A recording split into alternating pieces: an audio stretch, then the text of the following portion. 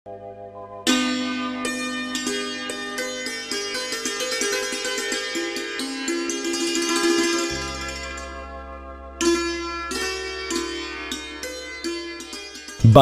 গ্রামীণ দরিদ্র মানুষকে সহায়তা দানের উদ্দেশ্যে জাতিসংঘের খাদ্য ও কৃষি সংস্থা FAO ১৯৭২ সালে একটি সমীক্ষা প্রকল্প গ্রহণ করে।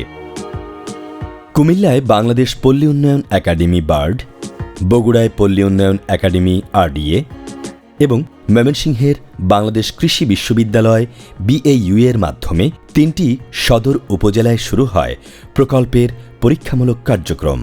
প্রকল্পটি ১৯৯৯ সালে সরকারি সিদ্ধান্ত অনুযায়ী ১৯৯৪ সালের কোম্পানি আইনের অধীনে ২৮ ধারার বিধান মতে একটি সম্পূর্ণ সরকারি মালিকানাধীন অলাভজনক ও সেবামূলক প্রতিষ্ঠান হিসেবে অনুমোদন লাভ করে এবং এর নতুন নাম হয় ক্ষুদ্র কৃষক উন্নয়ন ফাউন্ডেশন বা small farmers development foundation SFDF। ফাউন্ডেশনের প্রধান কার্যক্রমের মধ্যে রয়েছে গ্রাম পর্যায়ে ক্ষুদ্র ও প্রান্তিক কৃষক পরিবারের পুরুষ মহিলাদের সংগঠিতকরণ, সংগঠিত পুরুষ মহিলাদের তাদের উৎপাদন, আত্মকর্মসংস্থান ও আয় বৃদ্ধিমূলক কার্যক্রম বাস্তবায়নে জামানতবিহীন ক্ষুদ্র ঋণ প্রদান, ঋণ বিনিয়োগের আয় থেকে ক্ষুদ্র ক্ষুদ্র সঞ্চয় আমানত জমার মাধ্যমে নিজস্ব পুঁজি গঠনে উদ্বুদ্ধকরণ, সুফলভোগী সদস্যদের আত্মকর্মসংস্থানে দক্ষতা বৃদ্ধিমূলক প্রশিক্ষণ আয়োজন এবং সুফলভোগী সদস্যগণকে অর্থনৈতিক কার্যক্রমের পাশাপাশি সামাজিক উন্নয়নমূলক কার্যক্রম যেমন ছেলেমেয়েদের শিক্ষা, স্বাস্থ্য, পুষ্টি, জনসংখ্যা নিয়ন্ত্রণ, পরিবার কল্যাণ ইত্যাদি কার্যক্রম গ্রহণে উদ্বুদ্ধকরণ ও সহযোগিতা প্রদান।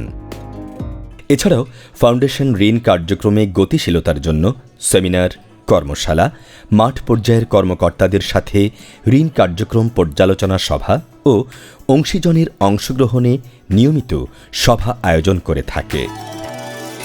ক্ষুদ্র কৃষক উন্নয়ন ফাউন্ডেশনের জামানতবিহীন ঋণ সুবিধা বঞ্চিত অনেক মানুষের সামনে খুলে দিয়েছে সম্ভাবনার এক নতুন পথ। পরিশ্রম আর নিষ্ঠা যে মানুষের ভাগ্য বদলাতে পারে, ফাউন্ডেশনের ক্ষুদ্র ঋণ এবং পরবর্তী পর্যায়ে ক্ষুদ্র উদ্যোক্তা ঋণ কর্মসূচি তার অন্যতম নিদর্শন।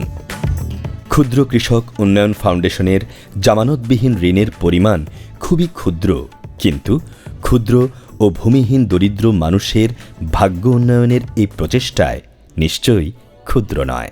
এভাবে অসংখ্য ক্ষুদ্র বা ছোট ছোট কাজ একদিন সাধারণ মানুষের মনে অনেক বড় আশা জাগাবে, আর তাদের সম্মিলিত উদ্যোগেই নির্মিত হবে স্বপ্নের সোনার বাংলাদেশ।